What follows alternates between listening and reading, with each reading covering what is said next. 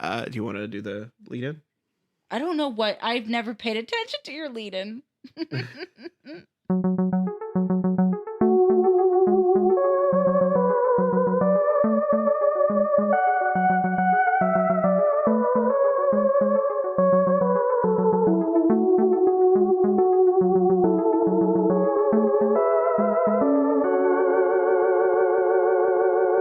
Hey, everybody, and welcome back to another episode of Who is My Doctor? Who is my doctor?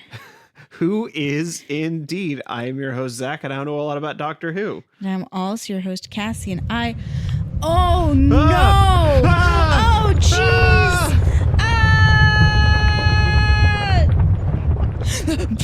Oh, no. Where are we? I don't know, Cassie. I don't know where this is. I feel like we're lost.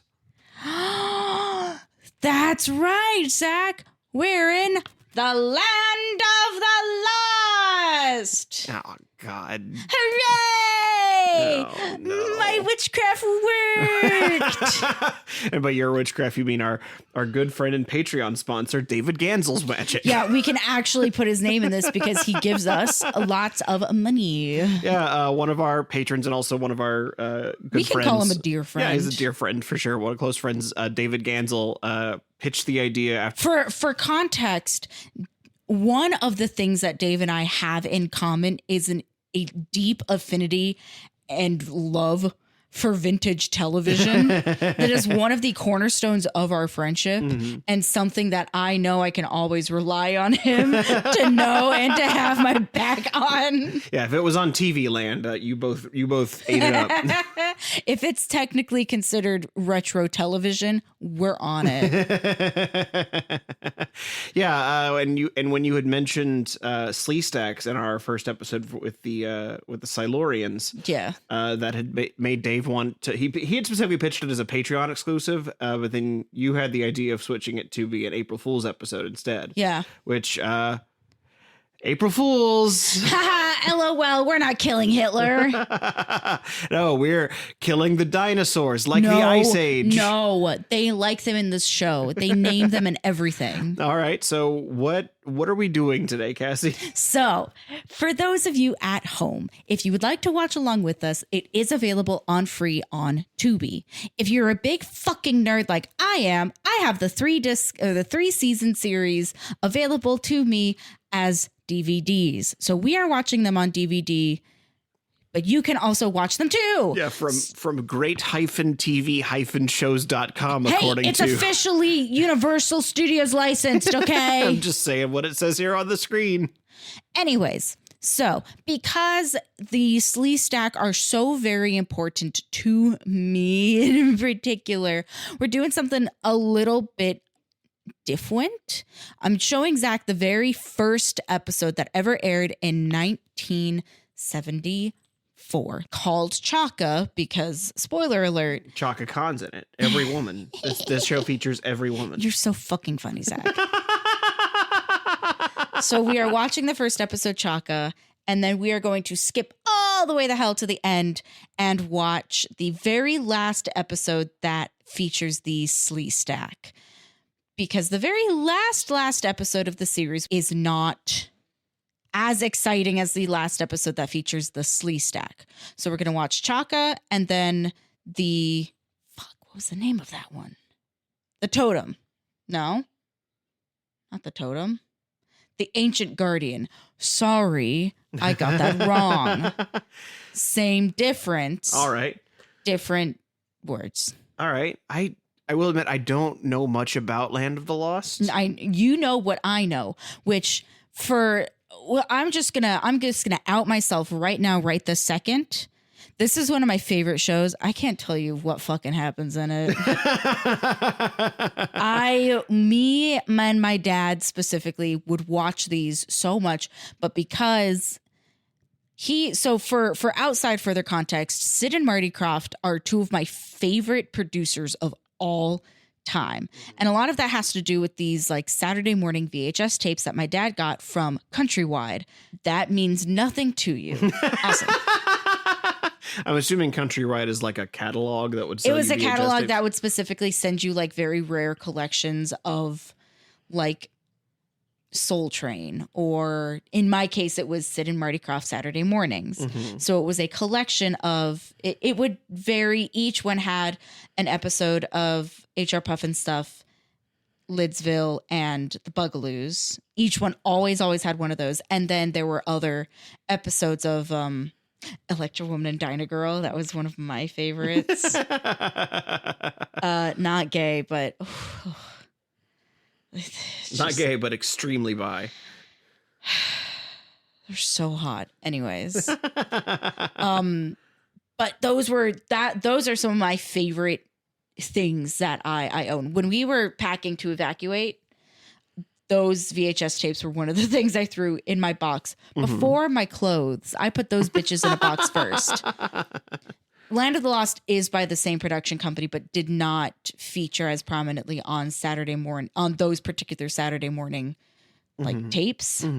So this show aired from 1974 to 1976. Okay. And then afterwards was used as a summer filler on CBS. So it started on NBC and then went to CBS and aired during the summer for 2 years. Okay. And during that time is when it really regained traction, because that was during the 70s. As you know, that there was the 1991 reboot. So it's a very like Star Trek kind of life it had, where it wasn't super popular when it was first on air. It was when it was going through reruns that people really started to find a fondness for it. Okay. 1991 saw its reboot of the series that did not last very long. And then 2009, we saw the film remake with Will Ferrell. Okay.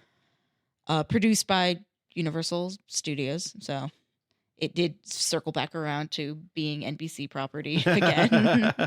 I could go into right now some of my favorite things about it, but one of my favorite things about it actually happens to be the Zacky Perfaki. Oh dear, another one of these. It's easy. It's easy, I promise. So I somehow doubt that. The intro features one of my favorite instruments. Okay. I need you to tell me what that instrument is. Oh God. It's easy. Because then I will say, spoiler alert, that instrument is the undercurrent soundtrack for the rest of the series, if that helps you at all. Is it like a traditional instrument, or is it like a... I mean, yes. What's your definition of traditional? Is it an instrument you would see in like an orchestra? I'm not going to throw something at you like, it's not like a didgeridoo is what I'm getting at. Like, no, but asking if it's traditional is a complicated question. Okay. Well, I mean, because it depends on... It would be one you would learn in like middle school, high school. Okay, it's so not you're saying like, is it a trumpet? Is it a trombone, a tuba? Yeah, those sorts of things. Percussion? No. No. Okay. That does. But there is the hiccup in the, is it traditional? Yes. Okay. In that there is a very specific type of music where it is. Okay. Its inception created the music and vice versa. Interesting. Okay. Is it one of the... Is it just like one of those little like pads they use to play music now that are like electronica? You know, the ones that look like a light bright, like an omnichord. Yeah, an omnichord. Yeah, like those sorts, but not. Yeah, so you know, things that look like a Simon Says toy, but aren't. I'm not going to answer yes or no. This is. Hi, I'm in your spot now. How does it fucking feel? Well, I'm just trying to think about what are things that Cassie likes. Because the sad thing is most of the instruments that I immediately want to be like, oh, Cassie likes this, aren't like instruments that I feel like you could build an entire show soundtrack around. Because I want to be like a kazoo, a recorder, a didgeridoo. I mean, you say recorder. That was the answer for another question in the show, but we're not getting to that episode. I'm gonna say a saxophone. Saxophone. Interesting. Because that one you could learn in school. I don't know if your school would have had that. We had a drum. That was it. You're talking about... I was thinking about what you've set up here is like, oh, it was sort of the impetus for a a genre of music. And, while saxophone is not required for jazz, I do think it's very like synonymous with jazz. It's a dynamic enough instrument that you could build an entire soundtrack around it. Mhm. Otherwise, I would say like, because it's a show from the past, I would say like a drum of some kind. But I don't feel like you could build an entire soundtrack around it. Although that would be very interesting to have an entire show built around a bongo. Or what are those big Japanese drums? I don't know. You know the ones I'm talking about. I know you though. know, yeah, but Okay. I mean, It's not. You could build an entire soundtrack around a bongo. There's a band that is literally nothing but bongos. If you know the Jump On It, that song was written by a band I think just called the Bongo Five. Cool. Oh no, it was the I think it's the Incredible Bongo Band. I think is what it's called. Wonderful. So I'm gonna go with I think saxophone is what I got to go with. All right, you're locking in on saxophone? Yeah, that's the only thing I can think of that really lines up with all the stuff we've talked about. All right. And we are going to watch now the first episode, aptly named Chaka, who is a prominent feature throughout the rest of the series. So it is important that you know who this is also one of mine and my dad's absolute favorite characters of all time. I'm assuming, we're only getting a very tiny little glimpse here. Is Chaka the little monkey child that's Yes. being okay? Like the Neanderthal. Yeah. And I don't think they do it a lot in the first episode, which is so upsetting. Part of the reason why I like eye acting so much is because of this fucker right here. Because after a while, they really will just like hard zoom in on him with his like big furrowed brow as he's just like looking back and forth, like all crazy. It's so funny. The show's so funny. Oh, I'm so excited. And so now we will find out if the intro is led by a saxophone here on the first episode of Land of the Lost, Chaka.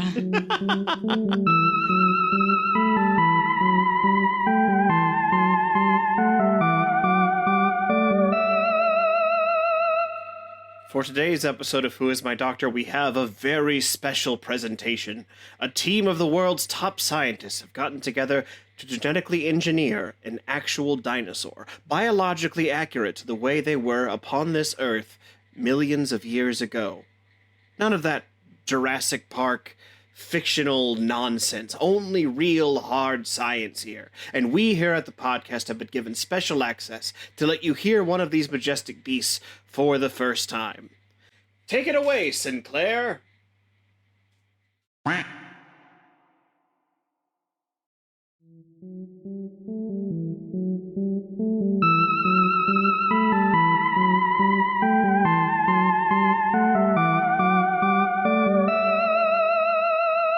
And we are back from our first episode of Land of the Lost. What did you think, Zach? I see why you like it. There's a lot going on in it. And I also want to say, I'm pretty sure a lot of my issues with it suffer from the fact that it is a pilot. Yes. Because a lot of it... I will say the first two episodes, not good. The second is somehow worse than the first. Oh my God. Yes. Because you also, if I can immediately jump in and start defending it. Yeah. The actress playing Holly is 12 at this time. Mm-hmm. Yeah. So Kathy Coleman is the little girl playing Holly. Got this job when she was 12. Okay. So she is, and this is like her first job as an actor. Yeah. And but I will say the issue really isn't the acting for me. What is it, Zach? The real life dinosaurs or the 70s television already has a problem with this, but I think pilots for 70s television have it even more, where it's just kind of not exciting to look at. Oh yeah. Like they're spending a lot of time in front of like brown sets, wearing brown outfits. And then they bring in Chaka, has covered in brown fur, and I'm like, man, this is a lot of brown. That's what I'm looking at, and like, there's a part of me that's like, okay, I can. The acting isn't awful. I actually think in many cases, and for what they've got written for them, it's fine. The dad is clearly the best performer of the three of them. Rick, you can use his government name. Well, because we follow mostly the kids for it, so they keep calling him dad. So I want to call him the dad. Rick. So for context, so dad is Rick, older brother Will, and then sister is Holly. Okay, yeah, Holly's fine. Like she's definitely a little like stiff. I mean, we've seen worse child acting in Doctor Who with Chloe Webber, who's whispering at everything. Like I don't have a problem with Holly. She's fine.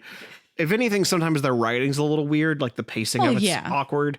But for the most part, I don't really have a problem with that. I love the puppet claymation dinosaurs. Oh my god, this is my favorite part. Like it feels like what they wanted to do was just make a documentary for dinosaurs featuring claymation dinosaurs. But like my biggest beef, in addition to that, is just that dinosaurs are way more interesting to look at. Yeah. But this was also 1974. We did not know half as much about these dinosaurs as we do now. Yeah, and you don't necessarily, if you really want to like play with it, you could also just say the dinosaurs are different in the Land of the Lost. Like if you like more in the terms of like in line with what you were saying of they're brown. Later on, there's a dinosaur, or because Grumpy is the T-Rex, and then there is an Allosaurus by the name of Alice the Allosaurus. Yeah, so I don't.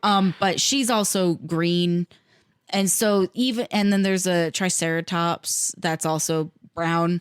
So they do keep this a very neutral palette, and you'll even see later the Slee Stack are primarily green. Yeah. They keep everything very neutral. There is not a lot of vibrant technicolors, which is also surprising when you consider and when you look at other Sid and Marty Krofft shows where things are vibrant and they are colorful and, neon and technicolor. And you have like Living Island is a great example where half of the island is in these like vibrant yellows, greens, and oranges. And then the other half is in these like gray, blue, purple palettes. And so it is surprising that a show like this that is effectively Journey to the Center of the Earth, it is not what this is inspired by. I would say the only other thing about it where I was just like, where I wasn't digging it is I feel like these three characters are going through what is undoubtedly a traumatizing experience, and they all seem like they're just kind of like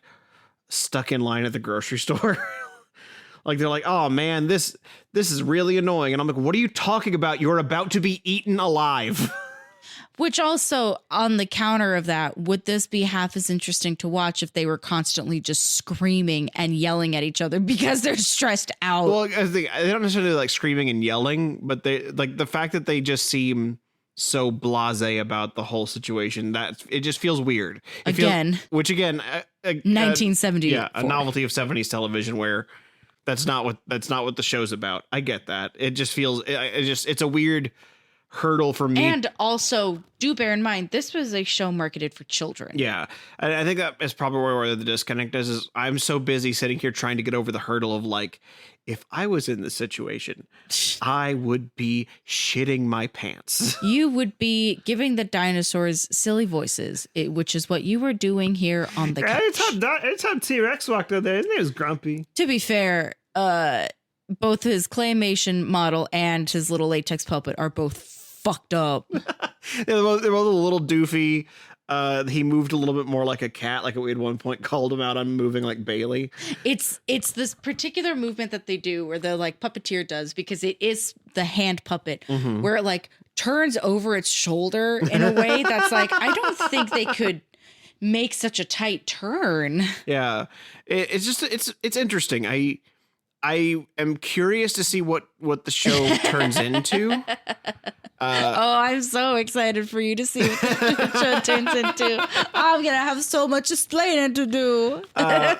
Chaka is a fun element, especially for a 70s show. I kind of wish Chaka was an adult and not a child, because I already feel like you've already got a child with Holly, and Will, while being an adult, is still, because he is still Rick's son, there is an element of like, these are two kids. Yeah. Like one of them is 12 and one of them is like 18, but they're still two kids with one adult. And I think it would be fun if Chaka was like an adult that just balanced it out a little bit more, where instead it just kind of feels like 3 kids and 1 adult. I don't know. But again, also it's marketed to kids. So what am I to say?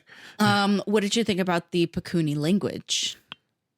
The Pakuni language? Yeah. I didn't pick up. I just picked up on. Because the Pakuni are speaking a language designed for the show. Interesting. Yes. I did not pick up on that. All I picked up on was him imitating English and then grunting. Mm-mm.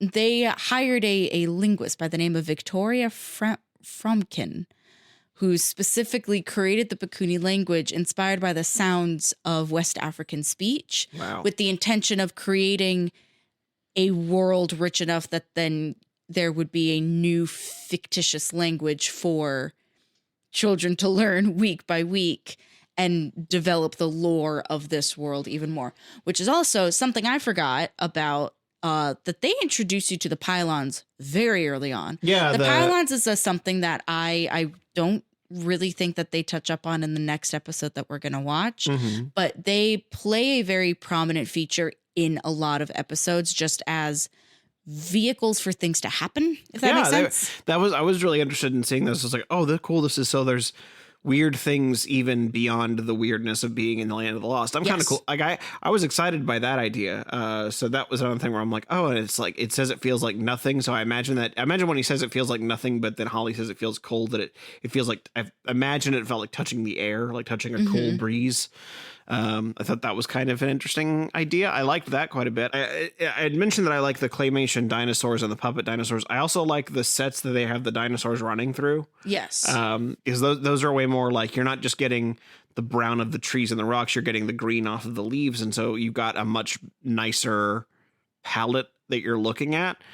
But for the most part, I think a lot of my issues with this stem from it being a pilot where it's just a little rough, a little under budget because of, pilots tend to be, but I am curious to see what is going to happen by season 3. Now, what 3 years of this show turns into. I have a theory. I really believe that the Sleestack God is actually intended to be the pilot, because something that I clocked, because the truth in the matter, or like the truth, peek behind the curtain a little bit with me. That's the first episode I watched in preparation for this, our recording episode. The pylon looks nothing like it does in the pilot, which is interesting, because for that, it is a structure very similar to what we saw. But in a very close up zoom, you see that it's just covered in foil.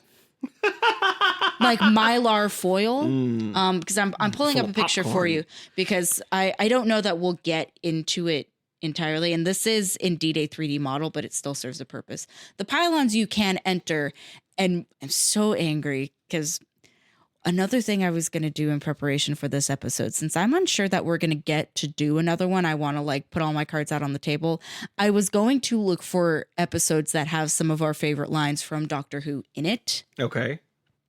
One of the lines is, it's bigger on the inside, because pylons, you can step inside. And there are these beautiful little control panels that have these different colored crystals that you can twist and turn and have them do different things. And so upon stepping inside, somebody does remark that it is, quote, bigger on the inside, which I thought was really fun. And its control panel is a little bit more archaic, but very beautiful. Yeah, for sure. Very fun. I do like the Fruity Pebbles texture of it. Yeah, the light bright quality about it.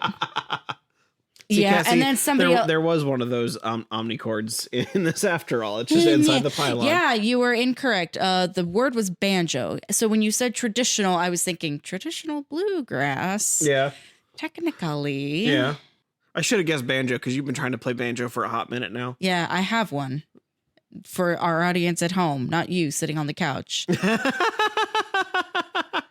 Which I intend on learning to play. Yeah, I wasn't a big fan of the banjo intro. No, you were. It was awesome. It just, I don't know. Shut up. It was great. I'd like this. I'll say this. I like the song. I don't dislike the song itself, but the vibe that a banjo gives is so not dinosaur adventure. It emulates something that is unhinged.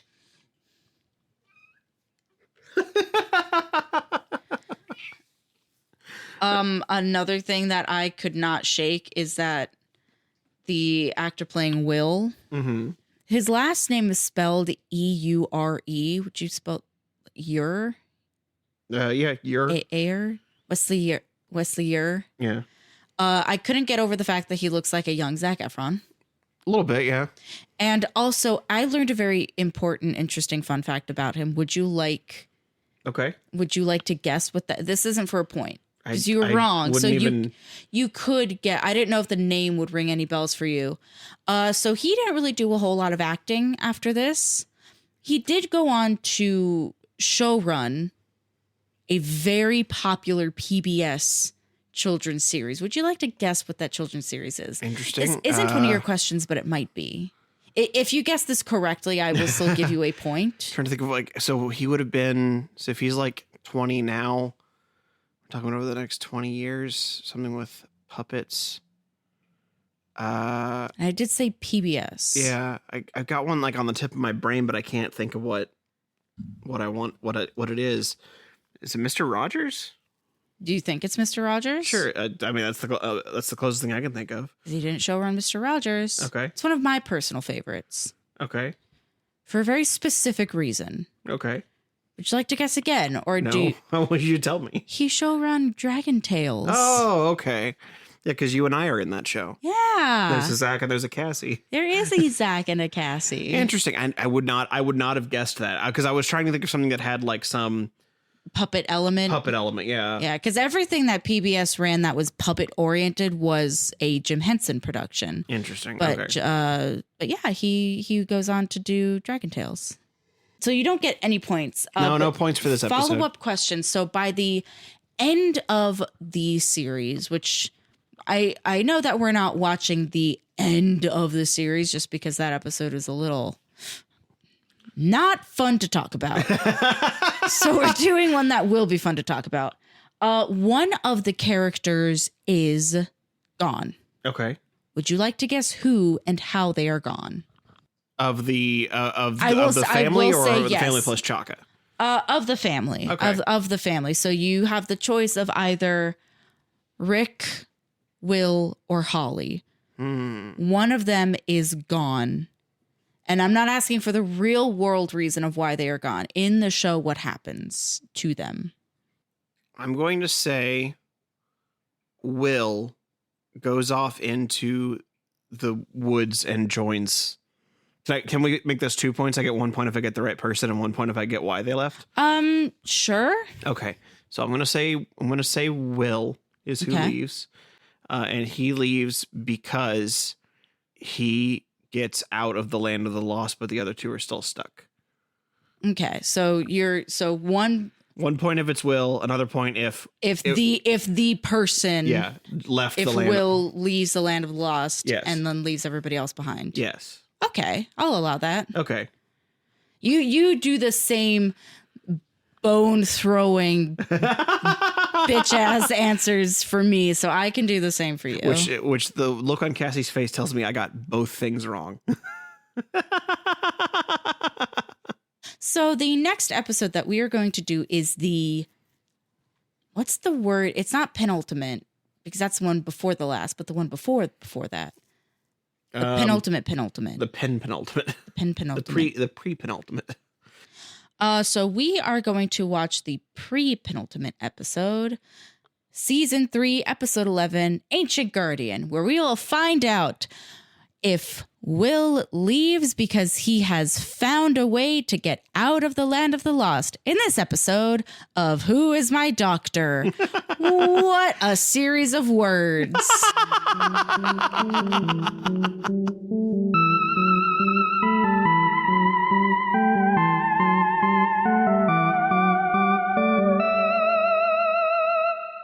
And we are back from another riveting episode of The Land of the Lost. What did you think, Zach? Dino Tales, Dino Tales. It's almost time for Dino Tales.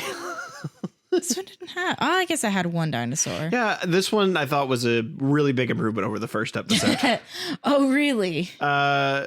Just What makes you say that? visually, they had a lot more, like, it wasn't all set during like basically the same time of day. Yes. They like the caves were way more interesting to look at because, like, even though they're caves, but because they were shot at night and they had stuff going on inside them, they weren't all like the same color brown. Fair. The slee stacks are visually more interesting because they're also different colors. And for some reason, they sound like someone failing to whistle. See, for me, it sounds like when you are at the dentist and they have the electro funnel that is sucking in the. You know, you're not wrong. I definitely hear that too. So my favorite thing about the slee stack is in the very beginning, they're just. I mean, they're dweebs the entire time. They don't have any kind of bite attack, claw, or like foot attack. They don't seem to have any kind of acid. Mm-hmm. They have weapons. They never use them. They have a horn, but it's like in the center of their head, so it's incredibly unuseful. Every so often, they'll bust out a net, like if they're trying to attack somebody. And in the very beginning, the second episode of the entire series is actually called The Slee Stack God, in which they capture Will and Holly because they are like crawling around their caves, like looking for stuff, and they get captured and put over a foggy pit. Mm-hmm. Would you like to guess what the slee stack god looks like? Is it just like a really big slee stack? Spoiler alert, we don't fucking know. They never ever bring that bitch up ever again. Because you could say, because at first, as a young kid, I was always like, oh, it's the red one. That's Enoch. Enoch, who we saw in this episode, is a time traveler, but he thought that he was from the Slee Stack's future, but he's actually from their past. So the Slee Stack that we see are a future generation of the kind of Slee Stack that Enoch is. Okay, then they've just like devolved into a more violent species. Yeah. And don't know English, apparently, except for one this time. And then we also saw the like Hall of Elders, which are just slee stack skulls that impart wisdom when asked. Only sometimes, though, because sometimes they don't want to talk to Enoch, so they just go, no. Man, I wish Google would do that sometimes. Like, you ask Google just a dumb question and it's like, no, you don't get to know. Should I, a man, have to buy women's period products for my girlfriend? No. Oh, no, I shouldn't. No, you just shouldn't ask that question. Bad question. Is the moon really made of cheese? No. No. Well, that's too bad, Gromit. Google said it wasn't. Something else that this particular episode has, which is kind of a hallmark in a lot of Sid and Marty Krofft shows, is a musical number. Yeah, that was a little jarring that it ended with just like, hey, will you play us a tune? And he went, sure, and he picked up not a guitar. There was some sticks glued together. I don't know where he would have gotten string from. I mean, you could very easily argue that that's just a very rudimentary tool, like instrument made from wood, gourds, and twine. But I don't know how you switch keys on your guitar while not moving your left hand at all. That was very interesting. I don't know how you get reverb in a temple. Especially when you didn't have reverb in the exact same spot you were sitting in moments ago. Yeah, when you're outside. And then we're kind of glossing over it. So I will give you a single point for the fact that, yes, the person who is missing does find a way out of the land of the lost, but it is not Will. It is, in fact, Rick. I do like that the intro explains what happens. The intro explains what happens. And I miss intros that explain what happened. I'm a forgetful little bitch. And what I loved about it was they were like, oh, yeah, that's definitely Rick. You could tell because that's the back of his head. Yeah, look, he has the same curly hair and build. Did I ever tell? I don't know if I told you this. So when Colin Baker got fired from Doctor Who, he was offered the chance to do his regeneration scene into Sylvester McCoy, but he was so angry at the way the BBC had treated him, justifiably, that he did not want to show up for that scene. Understandable. So what we see before Colin Baker regenerating is Sylvester McCoy wearing a wig that matches Colin Baker's hair, and you only see him from the back. So you did find something very Doctor Who-y. Yeah, I did. And in all fairness, just because we were doing a breadth from beginning to almost end, I wanted you to be able to see Chaka and the Slee Stack. There are quite a few episodes in here that deal with timey-wimey bullshit. Yeah, I saw one on our scroll here to get to the episode. Obviously, Medicine Man is the one we were like, yee. Yeah, it's just I mean, you, the audience, are more than welcome to watch it. But then I also saw Hot Air Artist, which appears to have a man with one of the most villainous mustaches I've ever seen in my life. Yeah, the Flying Dutchman. They see, because season 3 starts to get a little wacky wild because. So the reason why the show was canceled in 1976 is because of lower viewership and because the show was very expensive to produce. Yeah. So expensive that most of the time, anytime that you see dinosaurs that are just kind of like doing idle business, they reuse the same like claymation shots. And considering that a lot of these shows were broadcast Saturday mornings without the expectation of getting rerun, you can reuse footage like that. It isn't until they're available on infinite reruns in the form of streaming and DVDs that you really can clock how frequently they use the same shots of dinosaurs just kind of doing their own thing. But that was one of the ways that they cut costs. Same with using a lot of the background music. I know that this isn't something that you would clock just because you do not watch a lot of these shows. I think that Dave might be able to clock it. And perhaps any of our other folks, whoever of you out there. If you watch enough Sid and Marty Krofft shows, you can definitely recognize a lot of the same like wow, wow, wow. Like I don't exactly know what instrument is making those. Can I get those again, Cassie? Wow, wow, wow. But that sound, whatever instrument is making that. Sorry, what sound? Meow, meow, meow. That instrument specifically, the meow instrument, they use in every freaking show just because it's a little unsettling. It's a wacky, weird sound. And because all of these shows are wacky and weird, you can kind of get away with using those same sounds, especially when it has to do with outer space or that's the only one that has any kind of ties to Earth. That like Far Out Space Nuts and Land of the Lost are the only ones where they have a little bit of grounding on Earth. Everything else is either a town made of hats or a living island. The Bugaloos is they're bugs. They're hot bugs. They're Australian. Everything else is a town made of hats. Quote attributed to Cassie Shima. It's fucking Lidsville, bro. It's the cookiest. They did their very best efforts to cut costs on the show as much as they could. But as you could see by for example, getting rid of their best actor on the show. By getting rid of the best actor. And part of the reason too why they canceled it is because it just got too expensive to produce. And also you clocked it right away.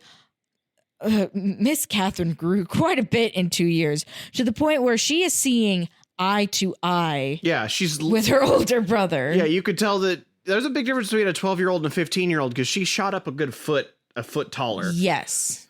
Because like that was even something that like in an interview she'd said was like, you know, when you start off the show as a 12-year-old and by the time you end you're 15, I'm seeing eye to eye with who is supposed to be my older brother. And yes, like we know that he's the older brother, but from an optic standpoint, he doesn't look like the older brother anymore. Yeah. Because his little sister is able to talk directly to him. Yeah. Which there's not necessarily a problem with that, but No. I assume that they wanted Land of the Lost to feel kind of like it all took place in the same like 6-month period. Like no matter how long the show ran on for, it only took like 6 months, and someone visibly aging years makes that difficult because by the end of it, you're going to have the issue of like, not really the Land of the Lost anymore. That's just where you guys live. Yeah. Which they do themselves a favor of keeping Holly in the same buttoned up red plaid shirt and her little braids, and she has, you know, her curtain of bangs. So she does look younger still. Yeah, and she had a very youthful face. Oh, yeah. Yeah, and even as like even when you look at pictures of her now as a 50 some odd 60, I don't know when the interview was done, she still is very youthful looking. That's just how she's built. Good genes. But I know that it's because like when we watched it, we would typically just put on like a disc and then have it play. So we would start at the beginning. So I've seen the beginning stuff more frequently. I don't like Uncle Jack. Hot take. Oh, you weren't a fan of discount Chevy Chase? Well, if for no other reason than it really stresses me out when an older man has his hands placed on on a girl's shoulders. It just, to me, is, even if it is that's her uncle. I'm like, yeah, but still. Yeah. It's something that immediately reads as icky to me. Yeah, especially because there isn't really a paternal relationship in the same way. You could kind of have one with an uncle, but because he wasn't there for the first 2 seasons, it feels real weird. I also think of it as like, I don't have that kind of relationship with any of my uncles. Yeah, I would also say that there's just something in general about a father figure leaving and then being replaced by a different guy that especially even for just a year, it's a really weird feeling. As someone who, you know, grew up with a stepdad who, you know, my stepdad is a wonderful man, but he's great. They listen to this podcast, but we love him so much. But it's definitely, it's just weird to have one paternal figure leave and have another one step in and just try to make it act like nothing happened. Well, because I even tried to play it or like do the scenario in my head of like, what if Will had left? He was the one that fell through the pylon, which I am a little bummed that we can, if people really like it, there's other very cool pylon episodes. There's one in particular where they're just going from like place to place. That's very cool. It's called the Pylon Express for anybody that wants to watch it. But anyways, you think they get inside something that's bigger on the inside and they travel through space and time with it? Yeah. What a weird, stupid idea. I know, strange. Doctor Who would be into that? But they do establish very early on that those pylons do possess the capability of transporting you to a different place in a different time.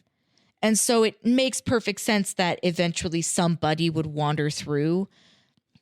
But what's even more upsetting is that there is another episode that explains how time works in this world. That one is called The Circle, which we might watch at another time because I do think that one is way more in your alley because Enoch is a very cool, complex character. I love Enoch. He was definitely, honestly, I think he was the most interesting part of the show for me. Enoch is, just as like a crash course, he is an Allurian. That is what the or Allurian or Altruian. Whatever, he's a proto-Sleestack. He is a proto-Sleestack, but when you very first meet him, he believes that he is descended from the Sleestack, but when he tries to go back to his own time, he cannot. And there is a very particular reason why he cannot, but as far as the Marshals are concerned, like he steps through a time door and they've helped him go back home, but then he pops back up in another episode because he is in fact very stuck and they help him get unstuck by doing something kind of very cool and awesome.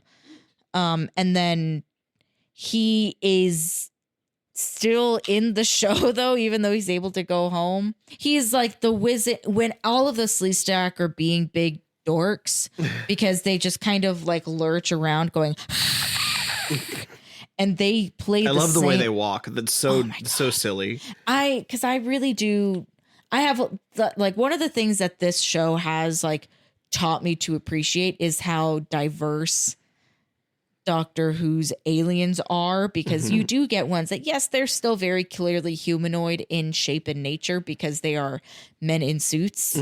But this is like cream of the crop man in suit. You can so clearly tell that these are just some lanky mofos stomping around in their big old Air Jordans. It's like painted. it's like a half skip.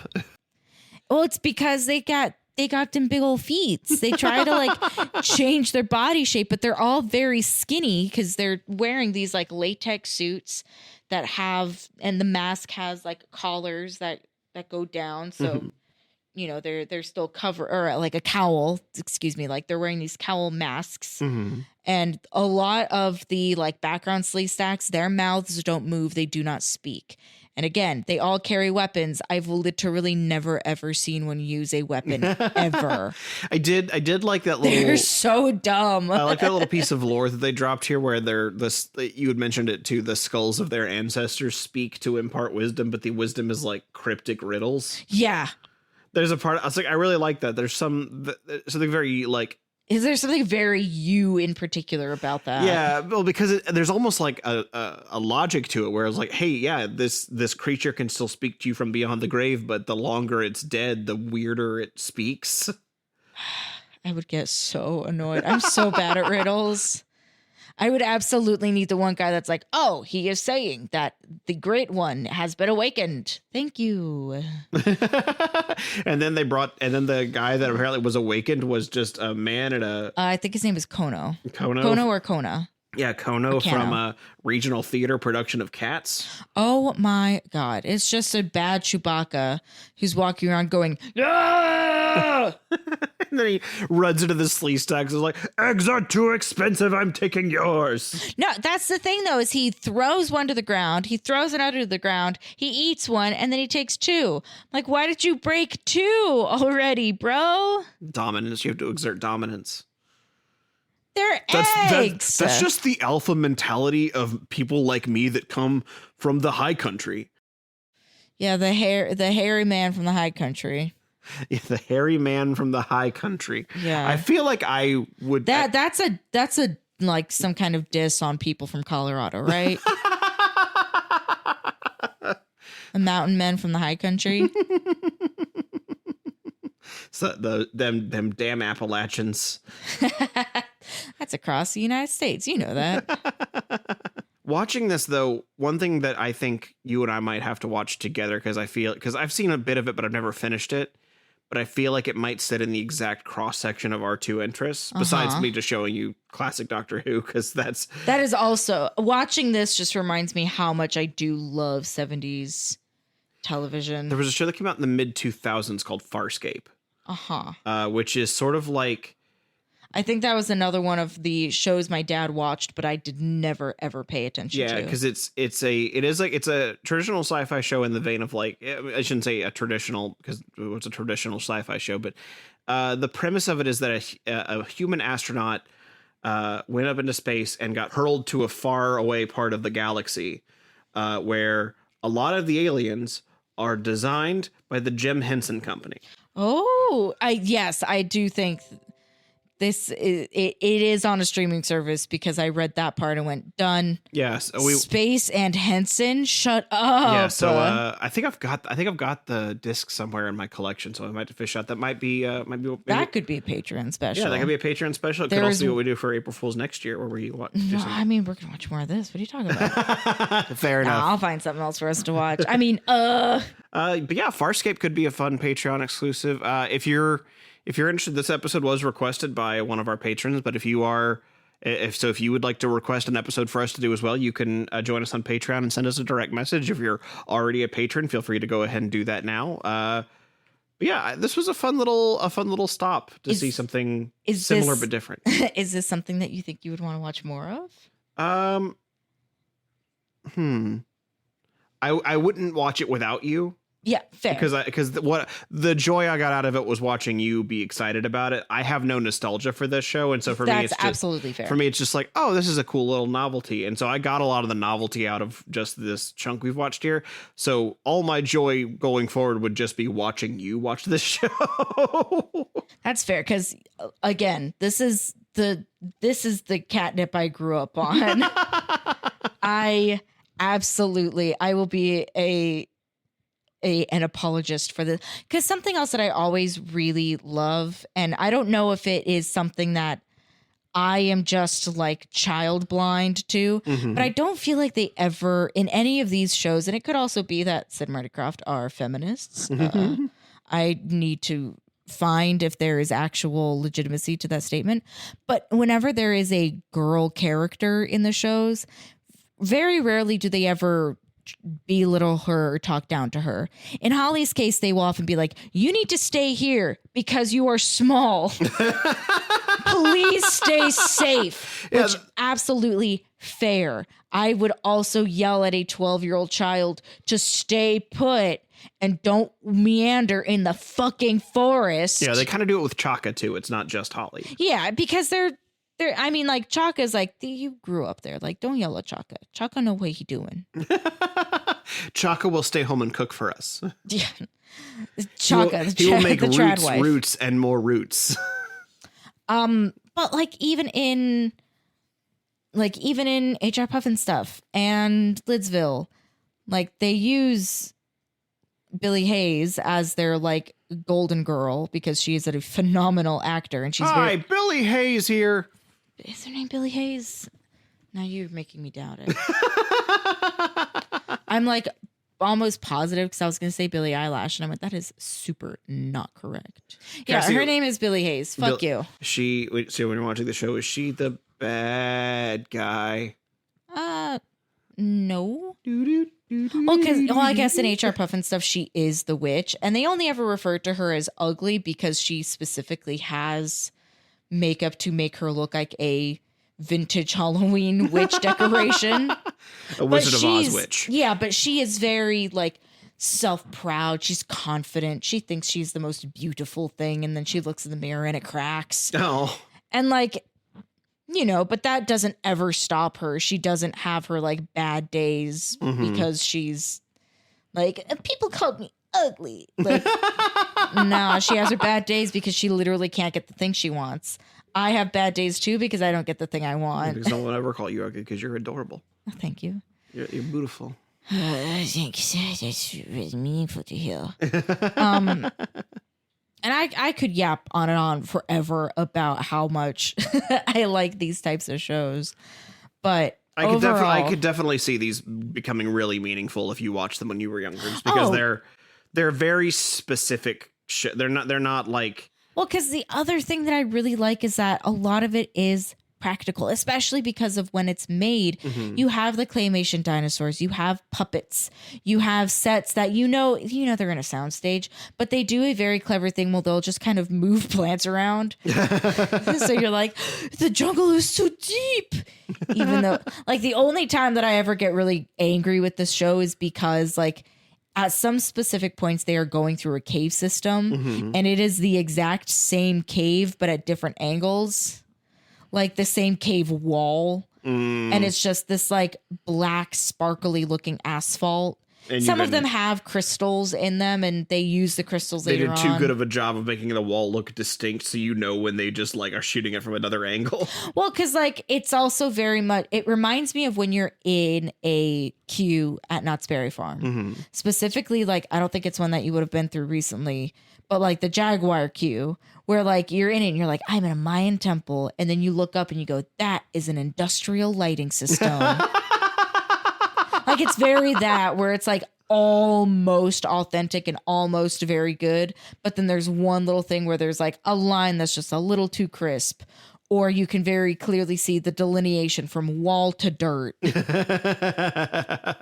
So like there are little things like that, but also when you are a show as technically complex as this with so many different things going on, and you know, they do a lot of like wide shots where it's the marshals walking in this like massive like forbidden temple type scape, but they don't build a forbidden temple scape. They have the little cutouts of the actors walking in a flat painting. So it's like that's kind of really cool to see because you don't see flat paintings like that anymore. Yeah. So it's just very fun show to watch as a like bookmark in like technological advances in the 70s going into the 80s. It's also interesting, especially for a kid, because, you know, a lot of the stuff when you're really little, the stuff you're showing is either like cartoons or it's like very moralistic storytelling. Yeah. Like it's very like, and the lesson we learned today is this thing. And that's not what this show is about. There is still those like lessons being imparted, but there is nobody actively sitting down to say, what did we learn today, kids? Yeah, it's more, there's a little bit of a respect for them in the sense that they expect them to be able to follow along with the story and not just be like, take away like some lesson of the day. It's more like, no, these are characters that are going through something, even if they're not taking it maybe as seriously as real people would, but they are still like learning things. And you know, this episode was largely like, don't just take shit. Yeah.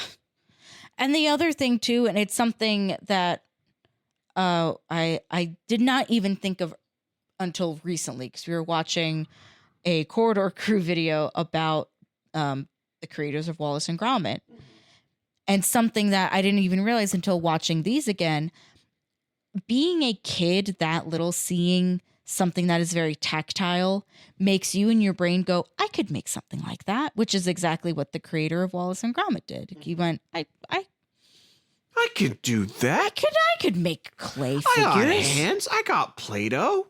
Because I oftentimes you forget how unadvanced storytelling can be. Mm-hmm. Like you don't need a whole lot to be an artist. Mm-hmm. Sure, you can get more bells and whistles, but they don't make you a better artist. They just make that medium more interesting. Same with something like this, where it's like, could you imagine being we'll just say you're, so this came out in 1972. So when this came out, like, because my dad was born in 1962. Yeah, so he would have been 12. Could you imagine being a 12-year-old little boy watching these like cool characters being chased by dinosaurs that are made out of the same stuff that your Christmas specials are made out of? I mean, that's a lot of reason why Doctor Who appealed to me. Was just some of the first stuff I saw was Rose being chased around by mannequins at the mall. Fuck that. Scariest shit I ever seen. But anyways, I'm really glad I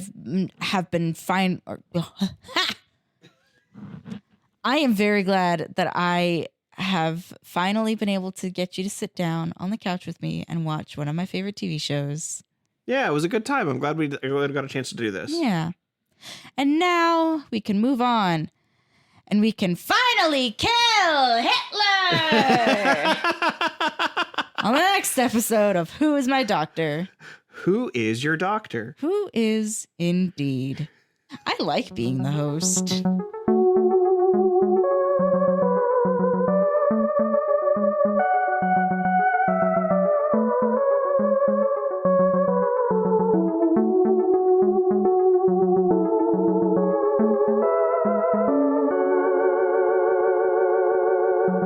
And that was our April Fool's Day episode for the year. I hope it wasn't an unpleasant little prank like some April Fool's bits can be, because we certainly had a good time. Special thanks to Gabe Gansel for requesting this episode, being a Big Daddy Dalek patron, and for just being a really good friend in the real world. If you know him, you know how great he is. I'm lucky to know him. I'll put it that way. Also, thanks to our other Big Daddy Dalek patron, Andrew Blewett. If you'd like to join them and our other patrons, you can find us on patreon.com/whoismydoctor, where for as little as $1 a month, you can get episodes of this podcast a whole week early. So if you're itching to get back to Doctor Who already, you can find our episode on Let's Kill Hitler there right now. If you'd like to pitch us other episode ideas, you can message us on Patreon or on Blue Sky at WimDpod. That's WIMDPOD. We're getting back to Doctor Who next Tuesday, because around these parts, Tuesdays are Who's Days.